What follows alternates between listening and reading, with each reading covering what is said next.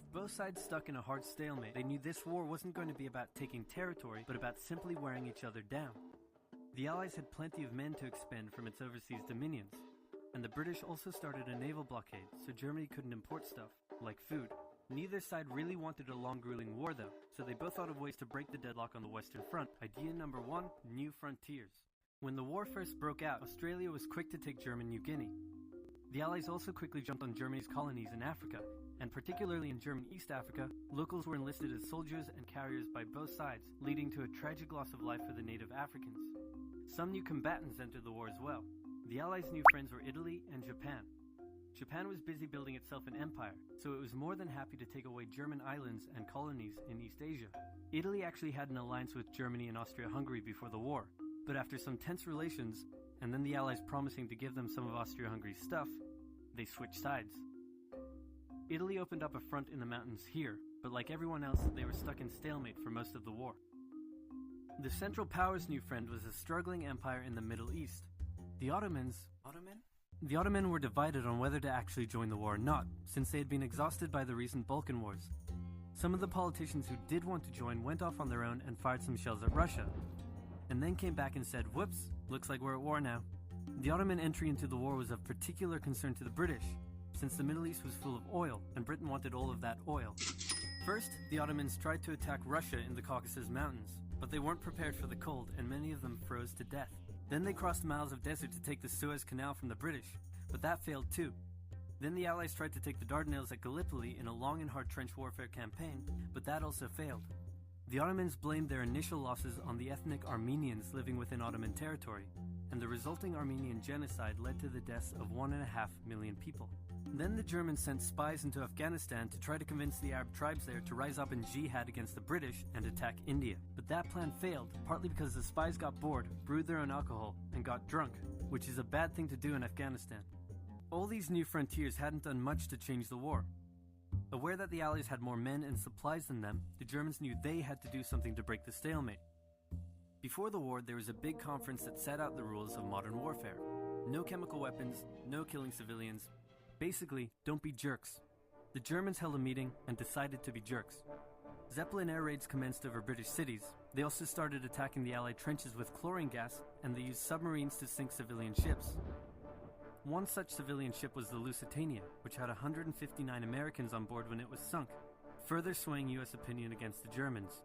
Not to be completely unfair to the Germans, the Allies also engaged in chemical warfare soon after, and they had been hiding anti-submarine weapons on their civilian ships, which let the Germans justify their attacks. Meanwhile, Austria-Hungary still hadn't dealt with Serbia, so the Central Powers enlisted some help. Bulgaria wished it was bigger and was still bitter about losing the Second Balkan War. The Central Powers promised to make all of Bulgaria's wildest dreams come true if they helped, so they signed on, and together they knocked out Serbia. The Serbian troops retreated through Albania, which was neutral but had some ties to Austria-Hungary, so Austria-Hungary entered Albania in a friendly invasion to chase down the Serbians, many of whom escaped by sea. It's 1916, and a lot is happening. As if they didn't have enough enemies already, Germany added one more to the list. Portugal had been getting a bit chummy with the Allies behind the scenes, and Germany didn't like that one bit. Around the same time, the only sea battle of the war happened. Both sides had a new powerful class of battleships called dreadnoughts, but they were so expensive to build that neither side wanted to risk losing them in a battle, so they kept them in port, except for one time when they had a big fight and a bunch of them got damaged, so they didn't try that again.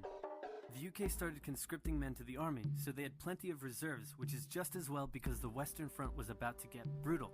The longest and one of the bloodiest battles of the war started when the Germans launched an attack around the French city of Verdun. The French defended it desperately, leading to hundreds of thousands of casualties. Under pressure, the French called on its allies to do something to draw the Germans' attention away, so the British started their own long and brutal fight, the Battle of the Somme, with 60,000 British casualties on just the first day. It was also here that the British first used one crazy brand new piece of sci-fi technology. The Russians had been getting pushed back further and further into their own territory, but in response to the French call for help, they began a huge offensive, and did really well until they ran out of supplies and got stuck. Seeing how well the Russians had been doing, Romania decided now would be a great time to jump in and win the war, and then they got pounded. The Greeks were fighting amongst themselves about whether to join the war or not. The king liked the Central Powers, while the Prime Minister wanted to join the Allies.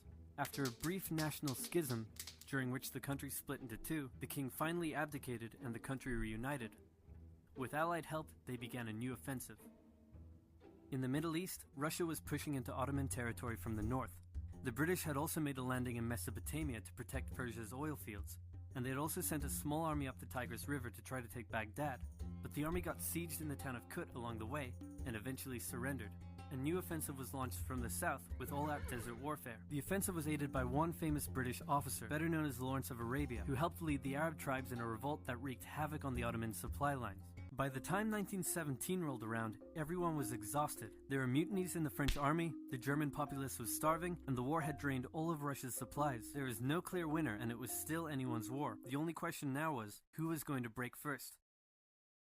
And the answer was Russia. Tired of not eating and mad that a crazy magic homeless guy was calling some of the shots, there was an uprising in Petrograd complete with riots and strikes. The riots turned into a full-scale revolution and a new government overthrew the Tsar.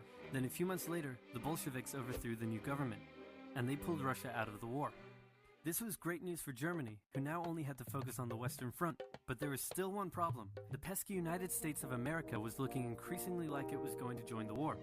America had been selling supplies to the Allies throughout the war and was getting super rich off the back of it, meaning it was in fantastic shape and was dangerous to the Germans. So Germany sent a telegram to Mexico saying, "Wouldn't it be crazy cool if you guys attacked America?" But the British intercepted the message, showed it to the Americans, and that was the final straw. American troops began shipping out to Europe. This was terrible news for Germany, and they knew their only hope now was to force France and the UK to surrender before the fresh American troops arrived. It was now or never, so they started one final attack. They converged their troops and hit hard at the Somme and pushed the Allies back. They hit a second time further north, then again and again. With each hit, the Germans were spending more and more resources, while the Allies were getting better and better at repelling their attacks. By the fifth punch, the Allies held the line and even pushed back. With American troops now arriving in larger numbers, the Allies launched a counterattack, and that was it. The Central Powers were being pushed back on all fronts. Bulgaria collapsed first, followed by the Ottoman Empire, then Austria-Hungary, and finally on November 11, 1918, at 11 o'clock, Germany surrendered. At the peace treaty, Germany was forced to reduce its military, accept war guilt, and pay the bill for the war. After indescribable suffering and millions dead, the world learnt its lesson and never had such an awful war again. For about 20 years.